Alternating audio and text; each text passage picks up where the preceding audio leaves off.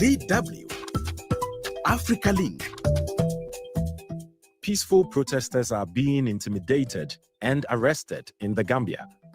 Citizens, especially young people, are taking to the streets over key grievances: the sharp rise in internet costs, demands for transparency in government asset sales, and a call to end corruption. But instead of a dialogue to address concerns, protesters are facing handcuffs, tear gas, and laws dating back to 1961. When we are in a democratic dispensation, it calls for people to express themselves freely without being harassed or without being asked to stop. So why is the government cracking down so hard on critics and protests? That's what's coming up. I am Eddie Micah Jr., and you are welcome to Africa Link, the podcast connecting you to the stories that matter. Africa Link, every weekday here on DW. Two waves of peaceful protests have swept the Gambia so far this year. The first, in May, demanded transparency over assets seized from former President Yahya Jammeh. The second, in late August, was led by youth opposing the sharp hike in mobile data prices, which have increased by more than 240%. The move sparked outrage because affordable internet is vital for education, business, and civic life, especially for young Gambians already struggling with rising cost of living.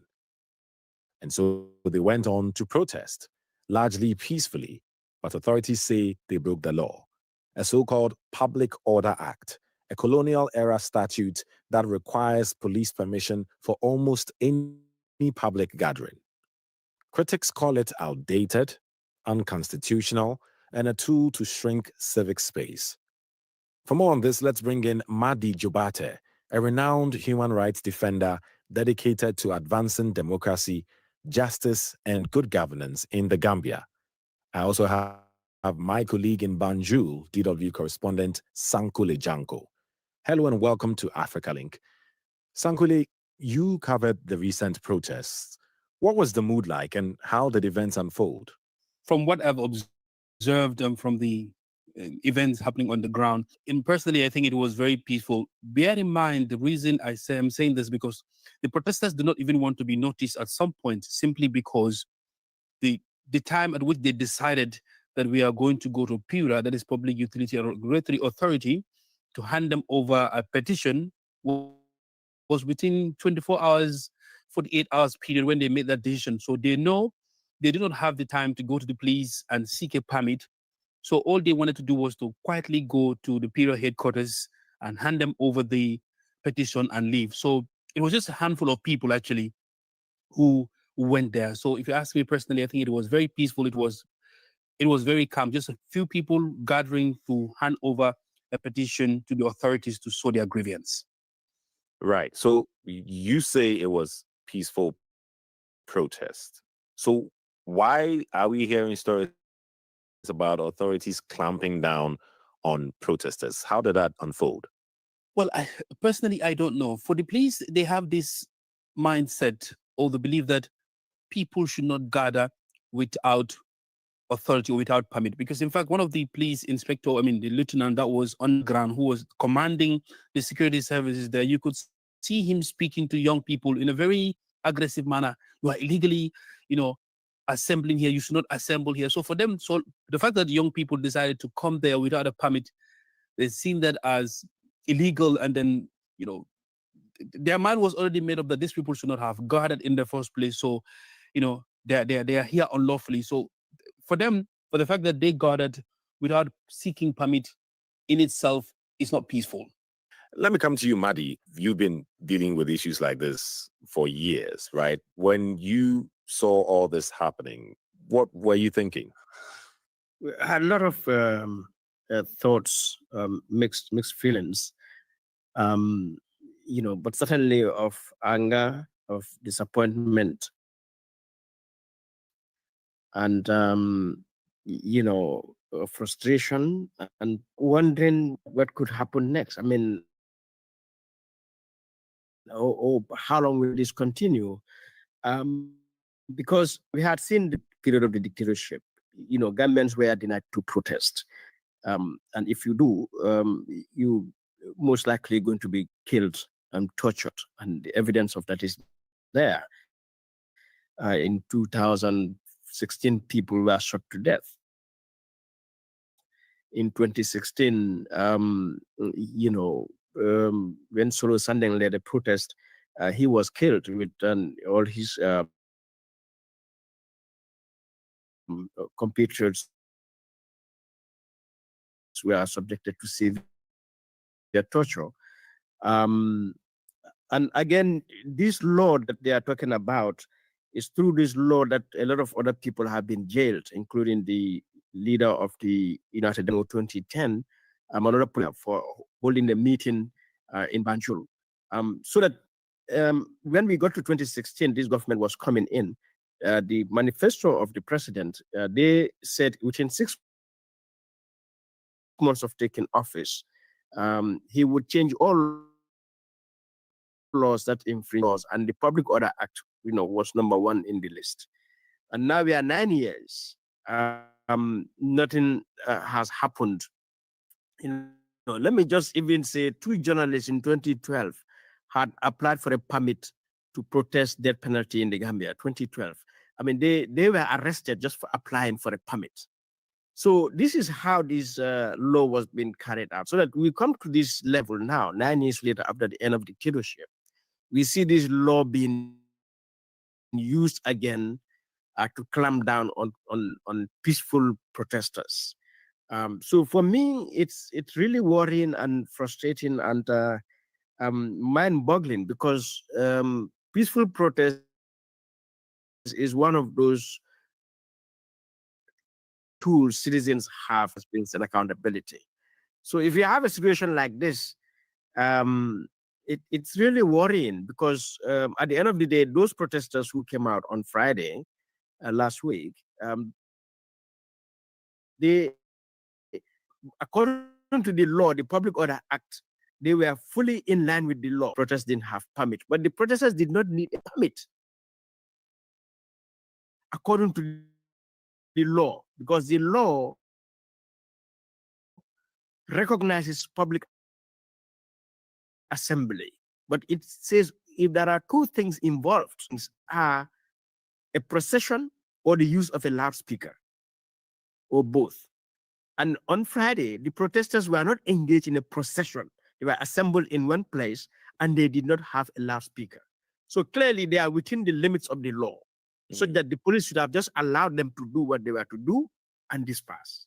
Right. So is it an issue with the law and how it's interpreted, or what's the big deal with it? It's also, I understand, a colonial era law. Tell us more. Yes. So this law was created in 1961.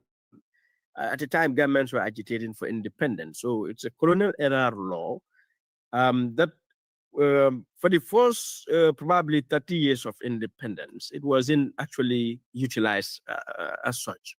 It became prominent when we entered a military dictatorship, when it has been utilized, and now, especially at this moment, it continues to be utilized.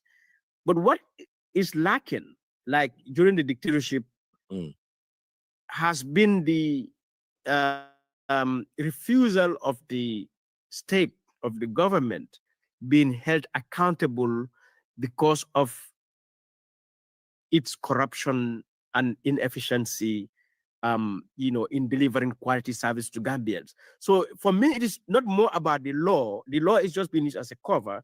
Rather, it's more about a government that is corrupt and inefficient and incompetent, and therefore not want to be held accountable. If anything, they just have to have the political will to submit themselves to democratic principles and standards, but also ensure that there is good governance, because at the end of the day, government has to be transparent, accountable, and responsive to the needs of the people efficiently. Right. And this is one of the reasons, or among the many reasons, that people went out there to protest, talking about governance, transparency, talking about corruption issues also growing in the country. And Sankole, talking to you as a journalist, not just that, but also as a citizen of the Gambia, over the years, have you realized any change at all from previous government, the Yaya Jama era? You know, he was quite heavy-handed. He basically was the law, and now a new government comes in promising democracy.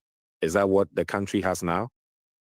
That's a very interesting question, because you have to look at the factors that will determine for me to say whether it is democratic or not. So, like a friend of mine would say, Union University, there's democracy does not only limit to staging elections here and there.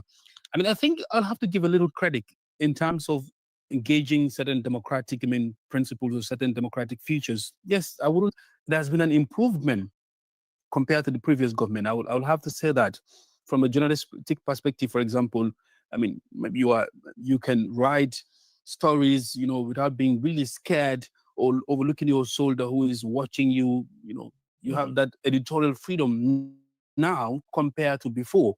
But even at that, we've seen journalists being called to the police for questioning. In fact, even recently, the president's own party actually took 2 journalists for writing a story, that was verified following, democratic, ethical journalism.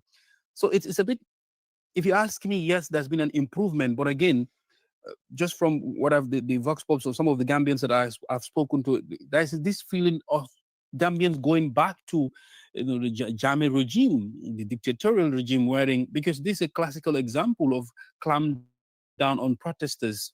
This was the same system that the former president or the former regime used on Gambians to clamp down freedom of press, freedom of expression.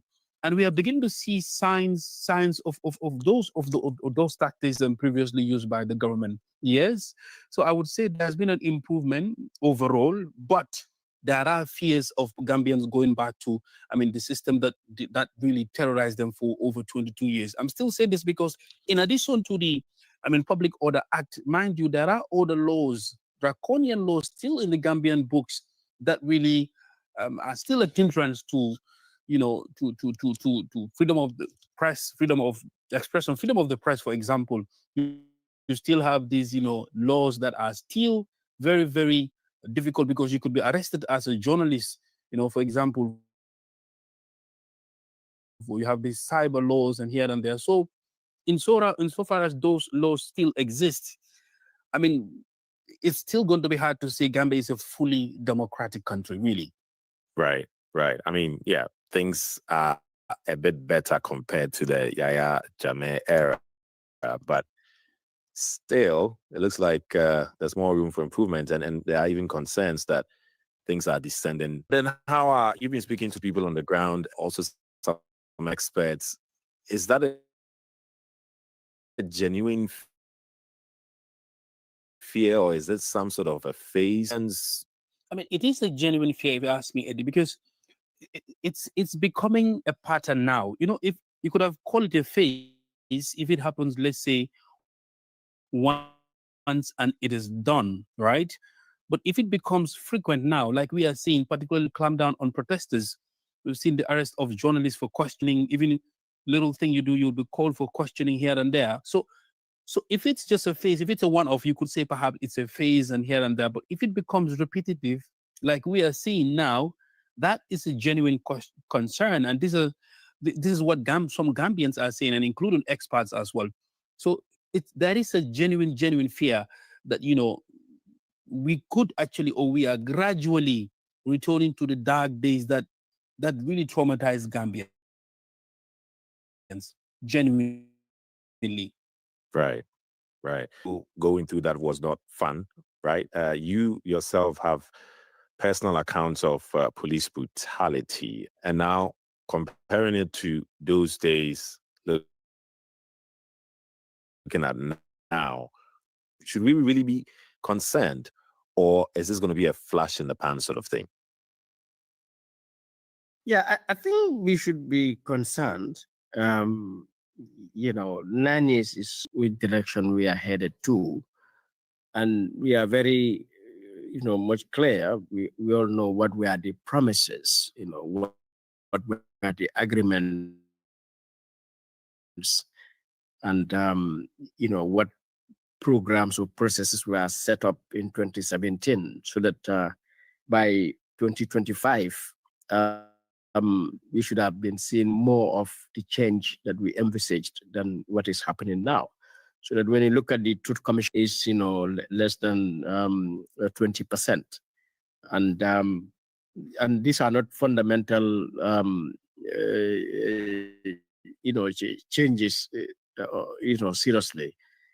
So what is happening therefore is worrying. It highlights a lack of political will and commitment to transition from dictatorship to democracy. I think the new rulers who came in 2017 have demonstrated by now that they are not really interested in democracy, but rather to perpetuate themselves in power.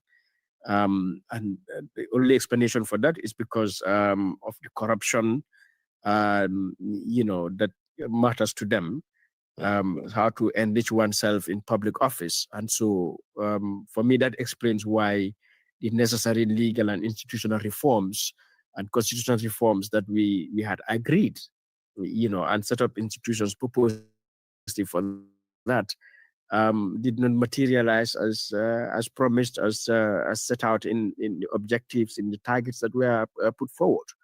So it's a really concerning situation we are in right now, and especially when you consider that the president is seeking a third term. It is a complete turnaround. I mean, in 2016 he was talking about a 3-year transition, and only to abandon 3 years to spend the whole entire 5 years, which is the term of presidency. But then to also go further to seek a second term, which he got, and now looking forward for a third term. So that it means we are going back to a replay of 1995 when, again, the military, when they took over, said 2-year transition. Right. And only to abandon that and then go in for 5 years. So it's a very worrying trend. But I think the indications are very clear if one understands both the history and what is happening presently. Right. I mean, what's the climate like for human rights defenders like you when you're trying to make authority accountable, or the government accountable for some of these actions? The climate certainly is a lot more safe and free than previously, but harassments continue, so that the incidents of arbitrary arrest, detention, and imposition of trumped-up charges remain a reality. I've been arrested arbitrarily, I think about 2 times at least. I've been imposed trumped-up charges by the police. For the past 3 years, I'm under police bail, and I know of a number of other, human rights activists, civil society actors, and even political opponents who, because of their criticism of government and for protesting, were arrested. So these are things that are really concerning, because what is happening is that 2017 to date, it is not subsiding. The trend is building, and so eventually, where will this lead to? We've seen the indiscriminate use of tear gas. Now we've seen protesters, being sent to mile 2.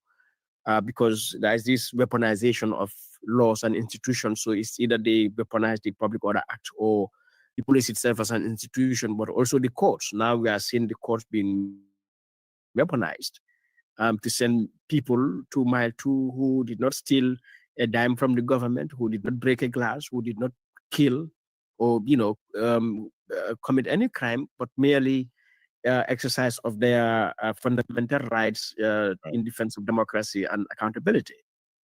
Right. Thanks for sharing that with us. Sankuli, let me come to you as we wrap it up. It's clear what we are saying. Conditions may be slightly better than the Jammeh era, but it's still not looking good. And there are fears that we may go back to that era. So what do people expect now from the government? What are the calls being made urgently?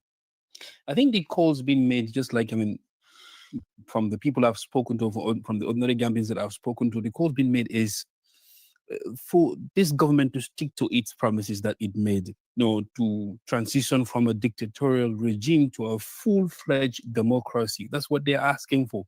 They want better livelihoods. That's all they're asking for. They want jobs for young people, for example. They want the government to create opportunities wherein they will not need to go, to risk their life on the Mediterranean Sea, as we've seen just a couple of days ago. A lot of Gambians dying at sea in Mauritania. These are some of the things young Gambians are asking of the government. Give us a better livelihood. That's all they are asking for. Are there any signs that the government is listening? Well, again, it's a very tricky question. At some point, you would say, yes, there are signs that the government is listening. But again, it depends on who you talk to. Again, the government will tell you, for example, the information minister just in the press conference will say, well, we have adhered to your demands, we have done this, we have this. But on the ground, are Gambians really feeling these changes that they're talking about? Is the ordinary Gambian feeling? The ordinary Gambian goes to the market today, and then a week later you go back, you realize that the price of a commodity has increased. You realize that your salary cannot sustain your fares, your rentals. These are some of the basic things young Gambians are asking for. And then from their point of view, nothing has been done. Nothing much has been done, even though the government will say we've done so. But ordinary Gambians are yet to see, are yet to have real impact on some of the questions that they are asking for, really. Thanks, Ankole. Madi, you have the final words. What's the way forward now? What kind of reforms are needed to protect human rights, including really the right to peacefully protest in the Gambia?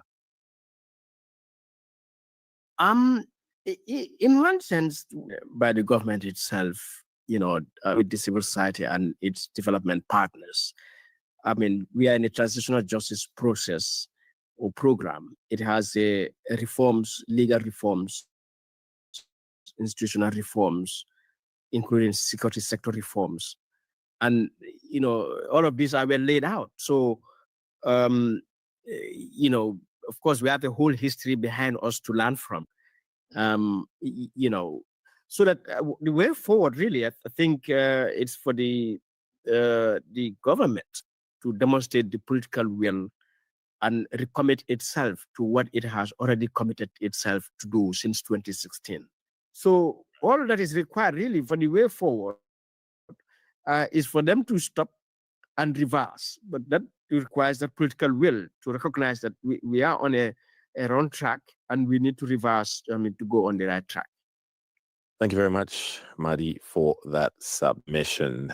And it's really a case of implementing the law and preventing the abuse of the law. Thank you very much, Madi Jobate, renowned human rights defender, and DW correspondent Sankole Janko in Banjul, the Gambia.